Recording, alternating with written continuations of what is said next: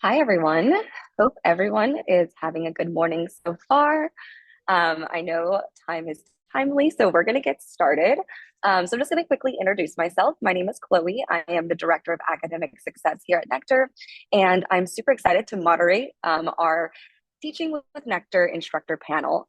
So let's do a quick round of introductions on who is going to be in this panel.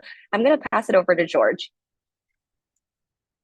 Hello, my name is George Hanshaw, and I teach for the psychology department, and I am the director of digital learning solutions here at Los Angeles Pacific University. So I'm an adjunct professor for the psychology department and full-time for the digital learning solutions, where we are highly engaged with Nectar, all the wonderful people at Nectar, and the AI assistance that they provide. I'll jump in. My name is Brant Himes. I'm a professor in humanities at Los Angeles Pacific University, and I've been integrating Nectar into my Bible and history courses. And we recently did a major revision of our U.S. history course, and we used a lot of AI tools that I'm excited to share more about. Thanks, Brent. Shannon or Todd?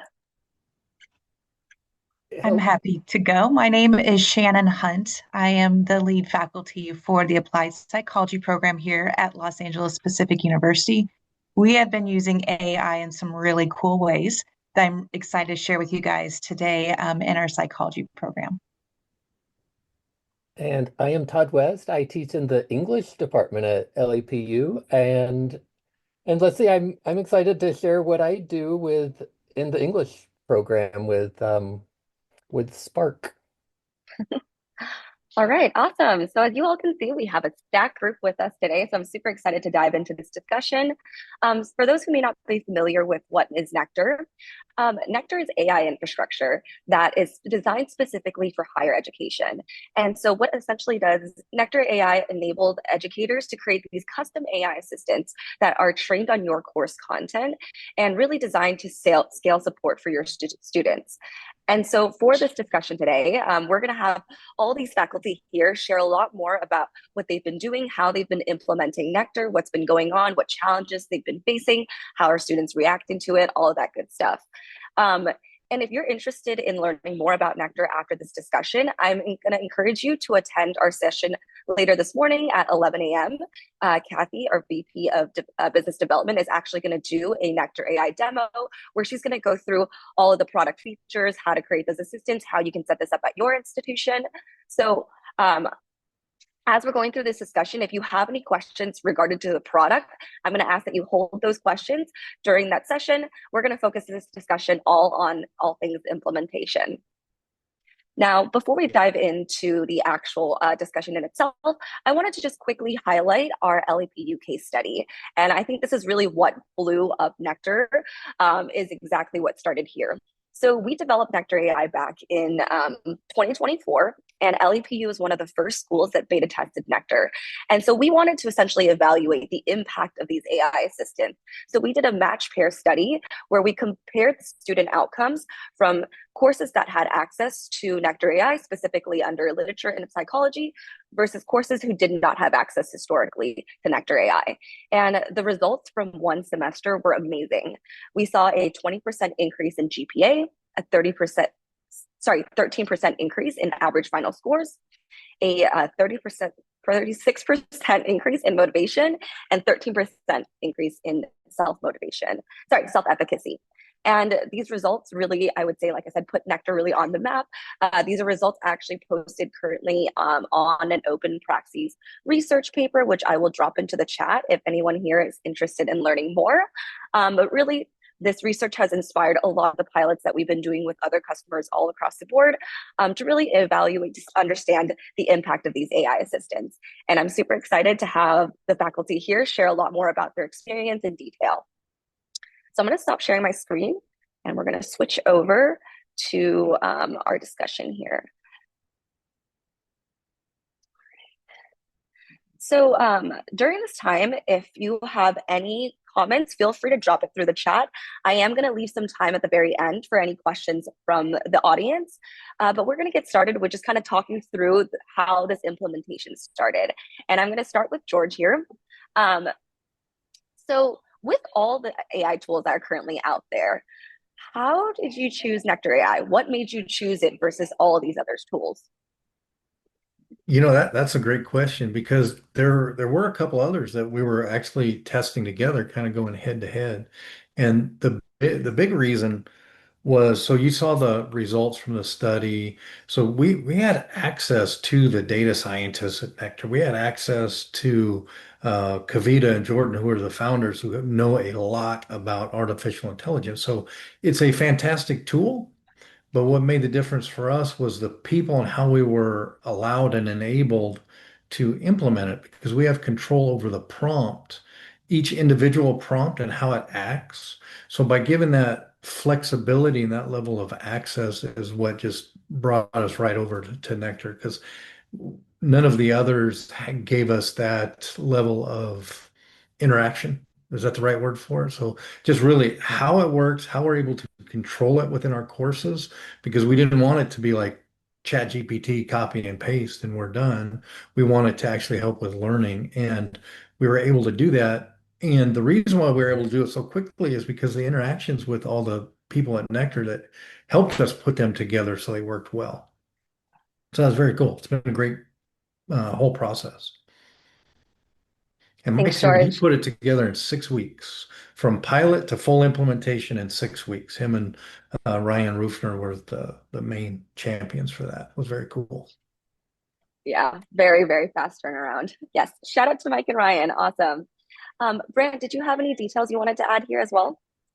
Yeah, I was able to pilot some of the features in our first courses when we were working with Nectar. So I was involved, yeah, in our courses where I was I was very curious to see how our students would react. The thing that really was exciting for me was because we were able to train Nectar on our course material specifically.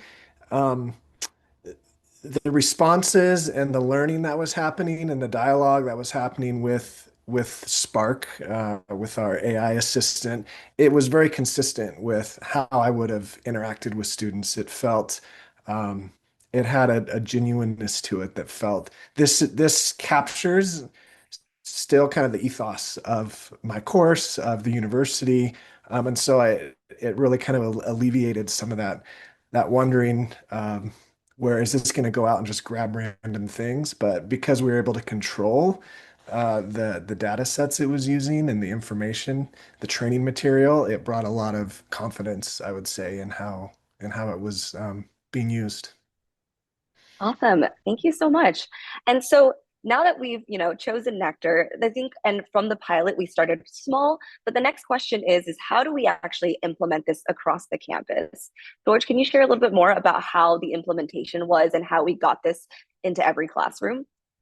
Yeah, absolutely. And Steve, I want to answer Steve's question here about how do students encounter these resources at the same time. So we went from, it was a Bible course and a psychology course for the pilot.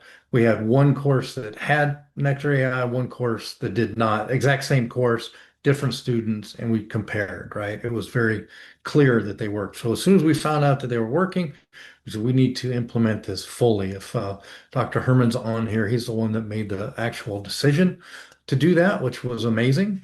And when we started to employ this, it initially started just as a course assistant. So you could ask, hey, when is this assignment due? Can you help explain this? And that's how it started. We iterated through multiple prompts, and it initially has been only if you want to use it. So it's been optional, right? Nectar has been an option within the course. So Steve, no one was forced to use the AI assistant. It was optional. We noticed even in our longitudinal study now that people who do engage with Nectar get better grades.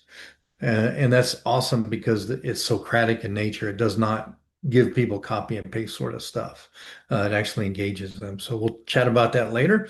But it's integrated within every course and it's optional. Now, we have now started integrating it into active learning. Shannon and the psychology team and Brant use it in history where they engage with it in discussions. So now it's not like ChatGPT talking to Claude in discussions for asynchronous courses anymore, right? It's different. Now we have it so there's active learning that happens. And those the students have to engage with AI, with Nectar in that aspect. And Todd's used it in his English courses as well. So it's been kind of an amazing process. So it went from uh, AI assistant pilot to AI assistant in all courses, and now we're expanding into active learning. That was a long-winded explanation. Sorry. No, that was awesome. It's really nice to see the whole flow of how the implementation goes, because really this is such a new evolving technology, and so it makes sense that we're starting in bite chunks as we continue to grow and see the possibilities of what AI can really do.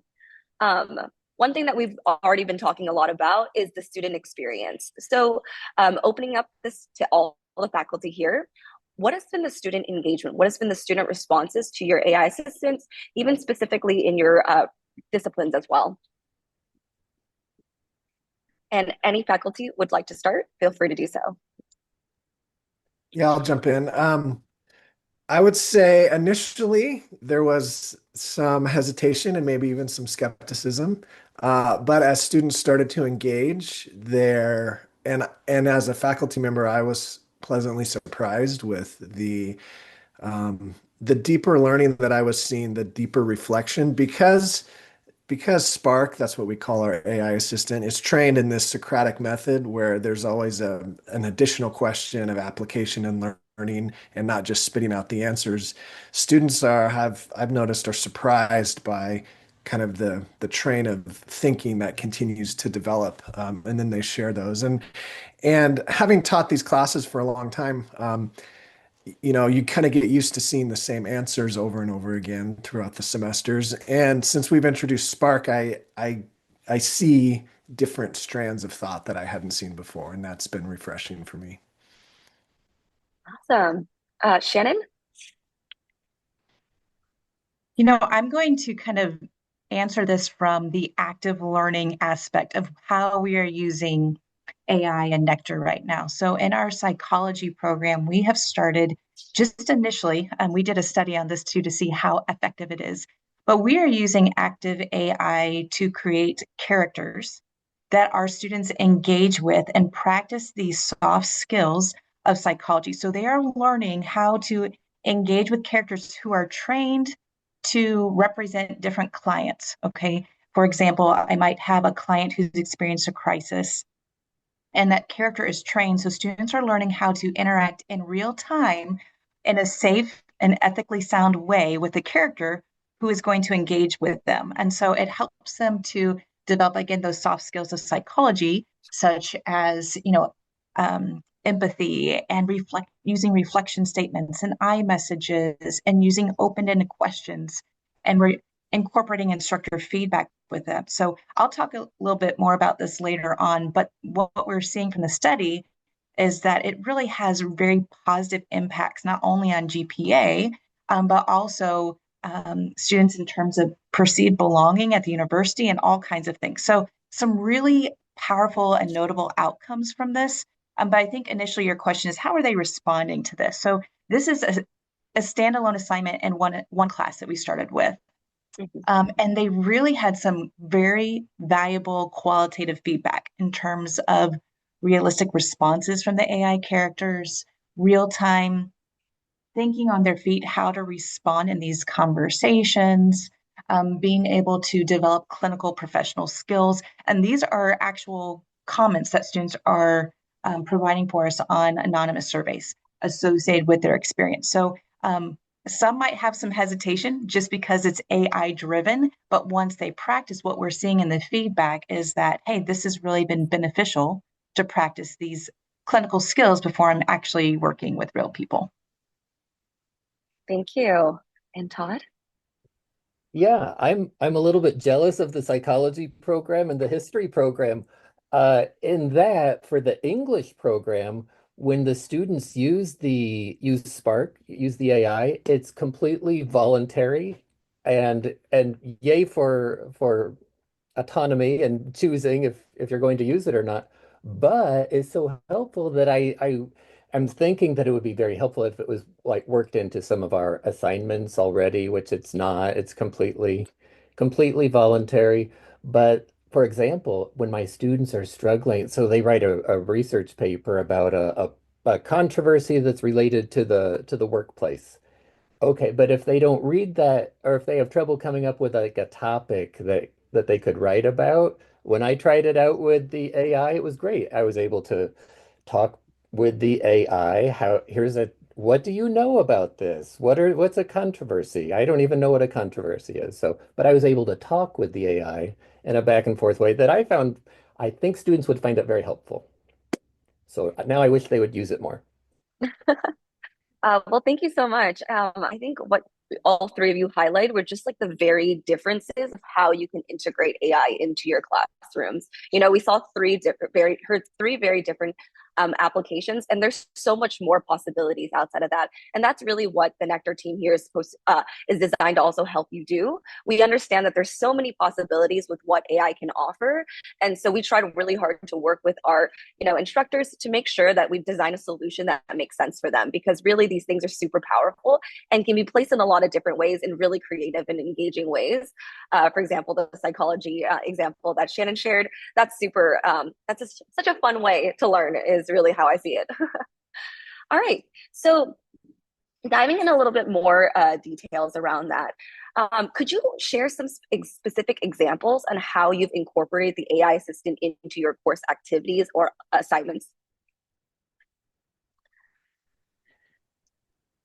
Yeah, so we just did a major course revision in our U.S. history course from 1865 to the present, so post-Civil War to the present day.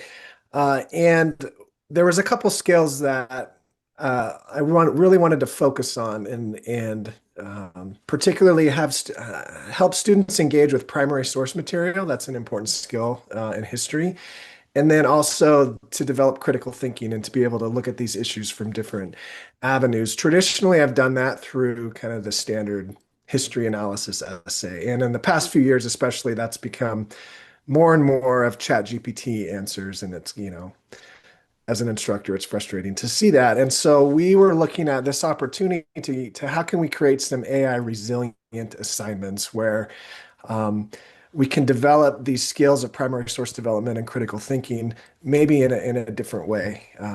So we developed in many of our discussion forums, we created a think, pair, share activity where students were they were given a kind of a repository of primary sources for that week based on our topic.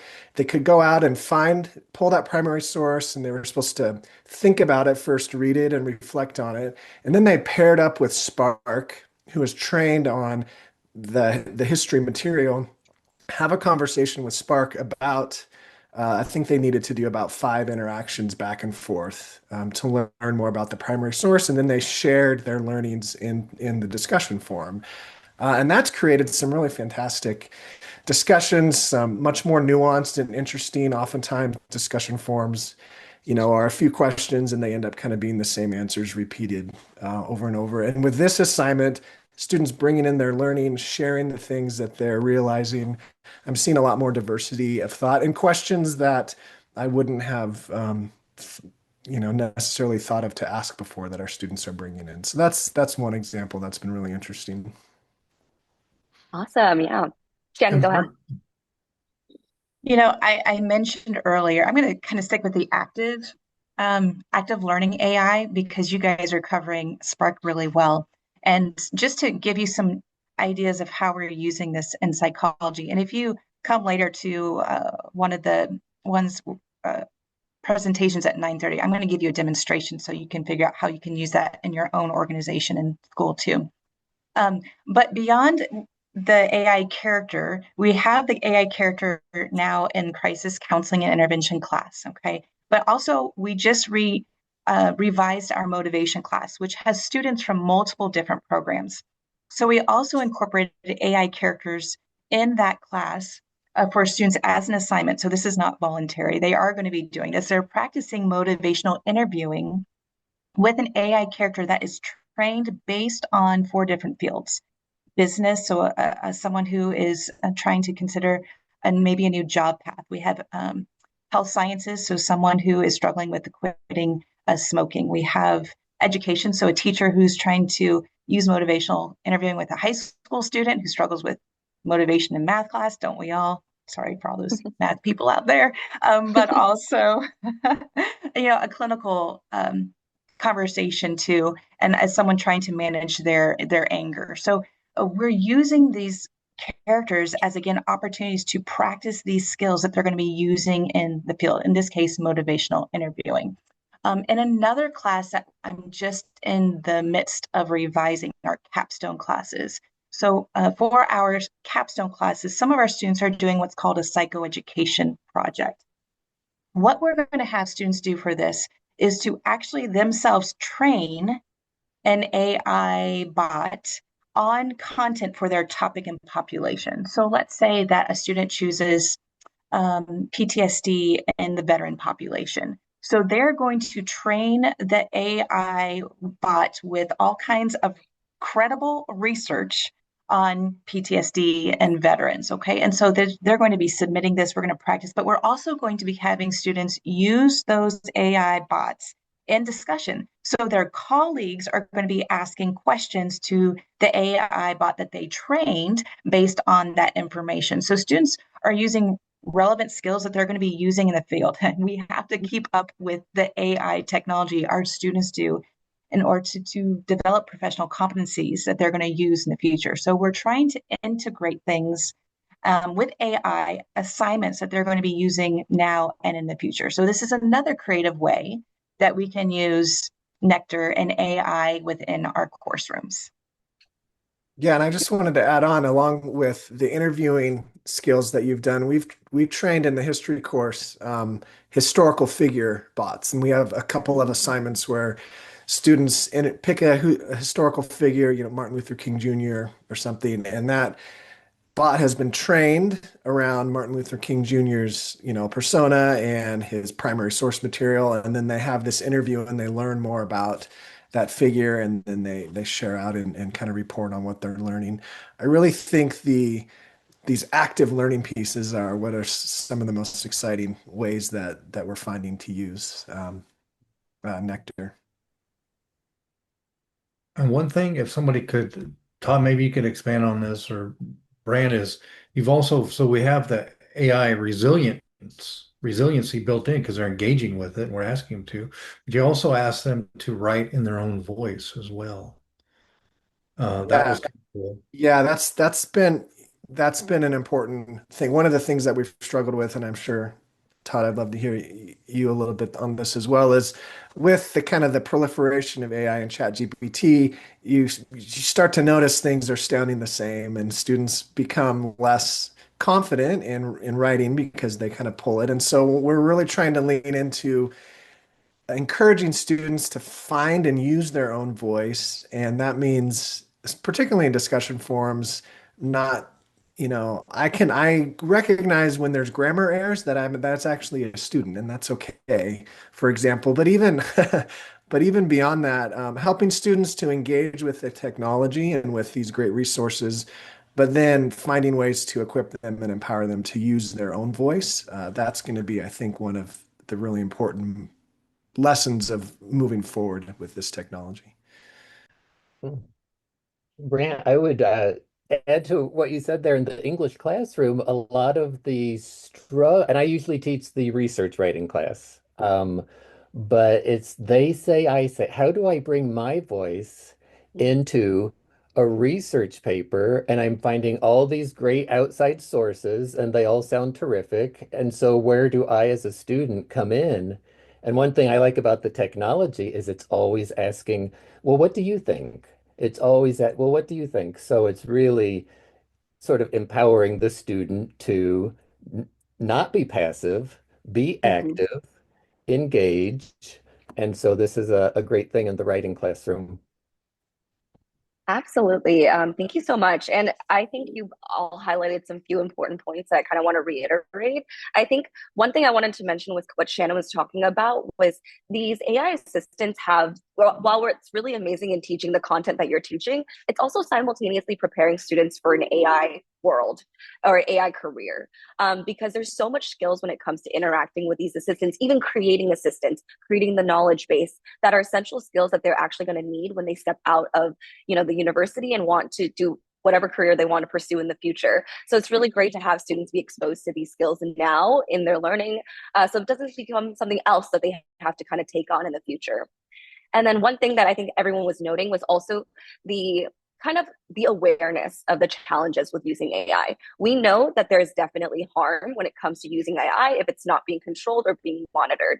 And so the way that we've built Nectar is to give educators the full ability to customize how these AI assistants actually engage with your assistants. So you all have the ability to really harness the power of AI, but make sure those guardrails are there so that we're always encouraging critical thinking, active learning, and not the other things that we've heard, which is like doing the work for students or things like that. So since we've already talked about this, let's dive a little bit deeper into the challenges. What would you guys say were the challenges of implementing Nectar into your courses?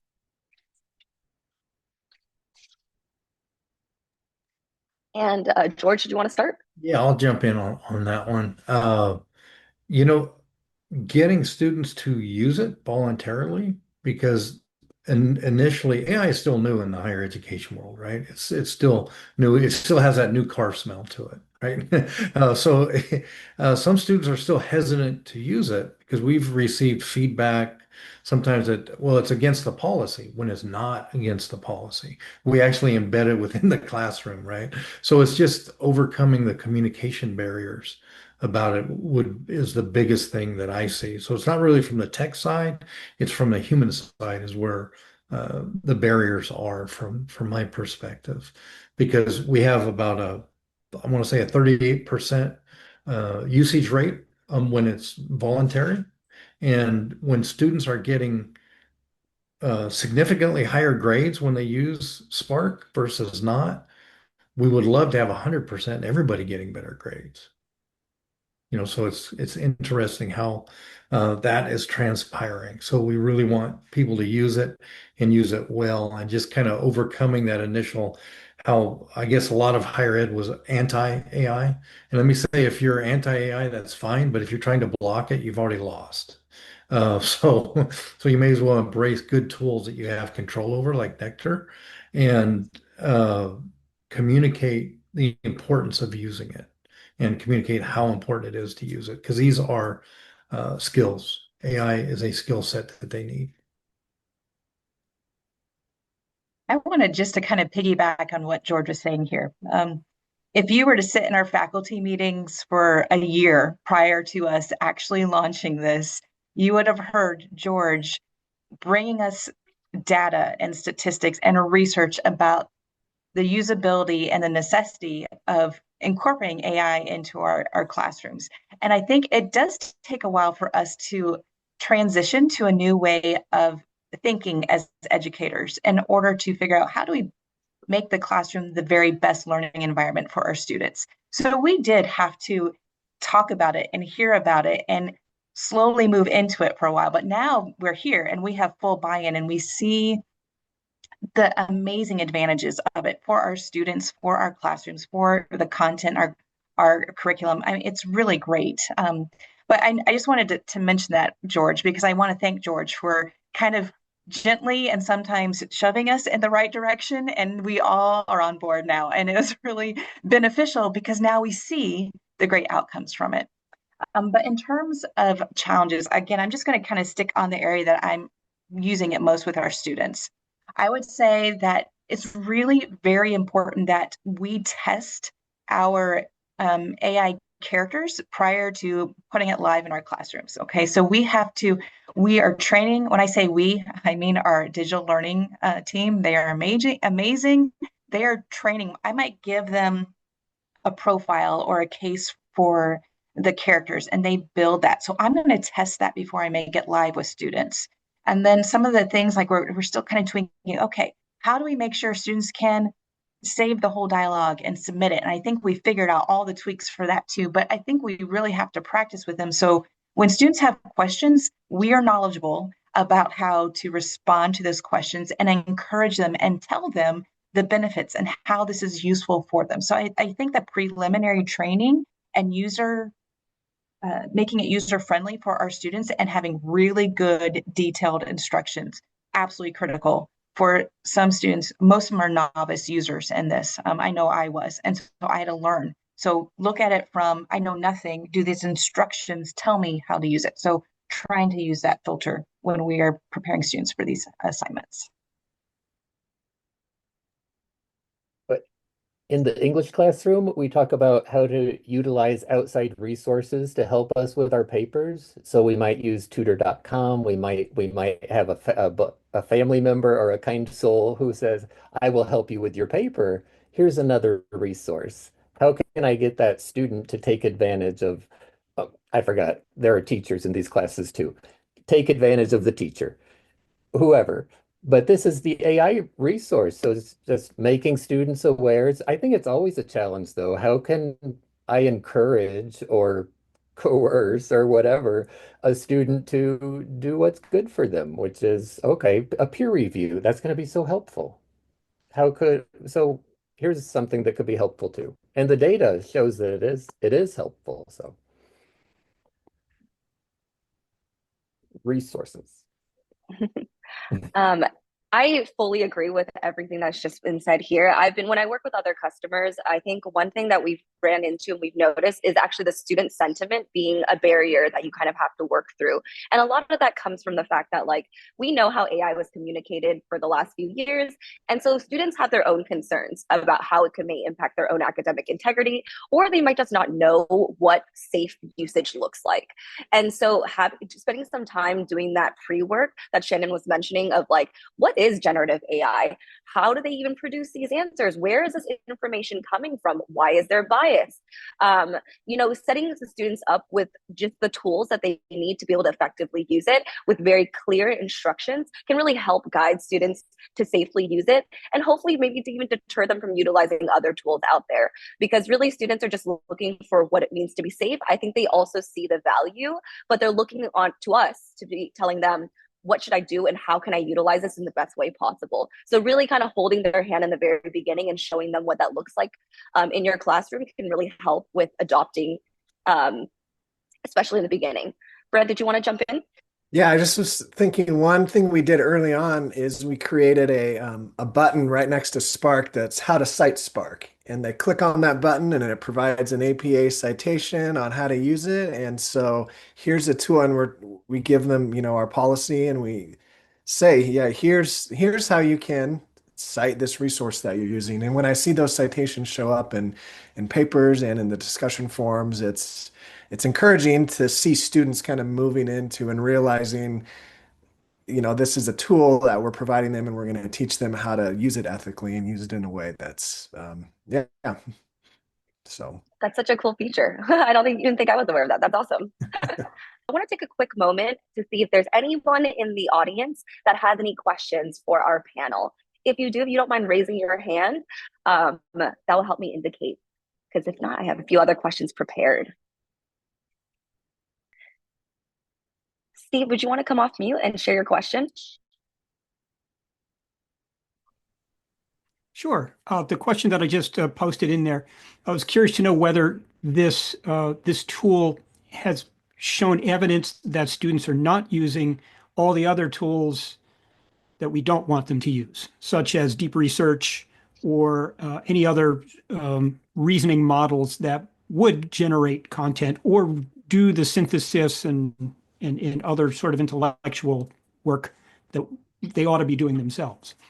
Can I take that one? Mhm.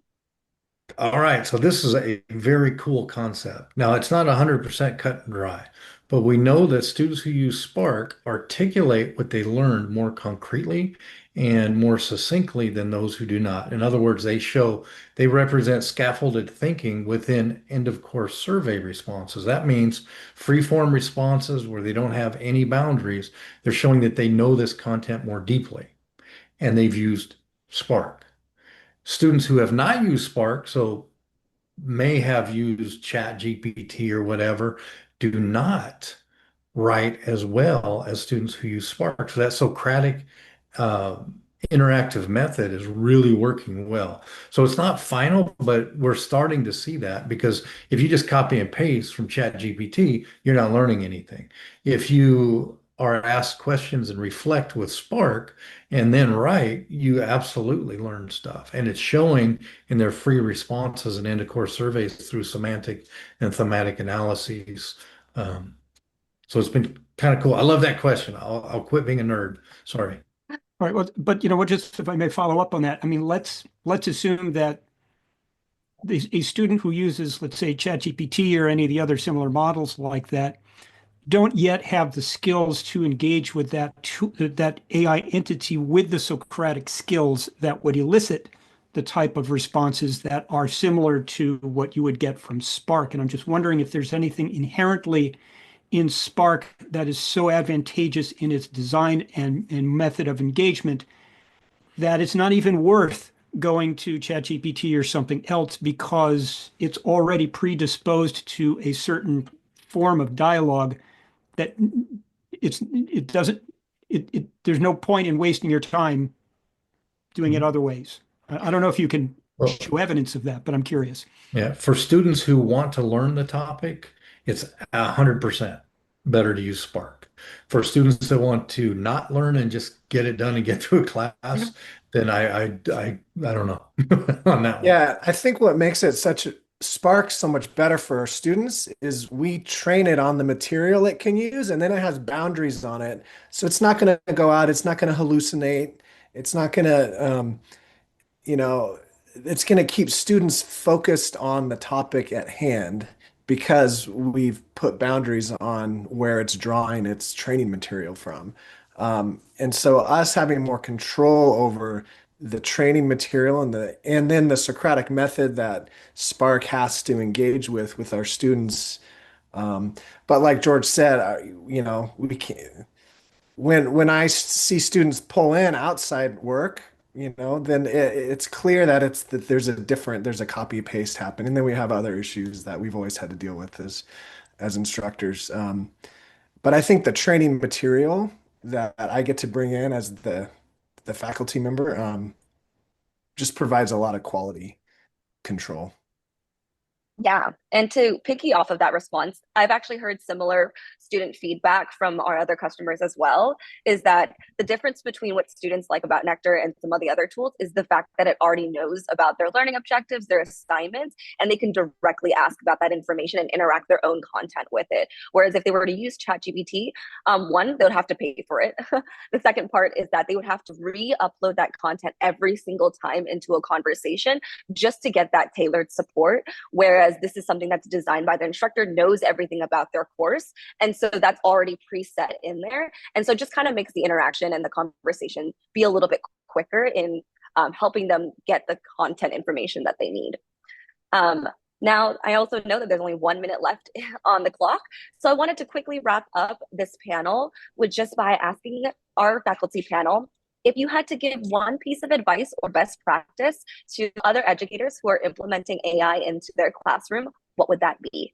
And let's make it a quick tip. If I'd say, oh, go ahead. if your GPT is not working, it's your prompt. It's not the tool. There, that's mine. I would I'd say say focus on active learning. Think about ways that you can engage students in active learning and get some creative people around you to help you think about how you might design a learning resource to engage active learning. I was going to say, think outside the box. I think beyond your normal boundaries of education and be creative. And like Brant said, bring in a team who can help you create what you're wanting your students to be doing. And very quickly, I would echo what Mike said in the chat there. I would say model, show them what you want them to do, and lead them. All right. Well, thank you so